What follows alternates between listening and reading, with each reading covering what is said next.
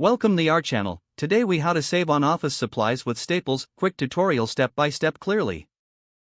Start by visiting the Staples website or opening the Staples app on your device. Create an account or log in if you already have one. Once logged in, navigate to the office supplies section of the website or app. Browse through the categories to find the supplies you need, such as paper, pens, or printer ink. Use the search bar for specific items if you have something particular in mind. Check for sales or discounts highlighted on the home page. Consider signing up for Staples Rewards to earn points on your purchases. Add your selected items to your cart as you go. Before checking out, look for any available coupon codes or promotions. Review the deals or clearance sections for additional savings. When you're ready to check out, review your cart to ensure you have everything you need.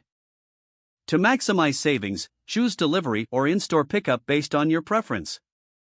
Complete your purchase and keep an eye on your email for order confirmations and future deals. After receiving your supplies, monitor your Staples Rewards account for points earned from this purchase. Check back regularly for special seasonal promotions or member-exclusive offers. Now you know how to save on office supplies with Staples. If the page does not load, refresh the browser or try again in a private or incognito window. Make sure you are using the correct email address, then retype it carefully to avoid small typos. If your password is not accepted, use the reset option and create a new strong password you can remember. Check your spam folder for verification or security emails, then complete any requested confirmation step. Enable two-factor authentication if available to improve account security and reduce unauthorized access risk. After signing in, review your profile details so your contact information and settings are accurate and current. If you see an error message, note it down and try again after restarting your device and internet connection.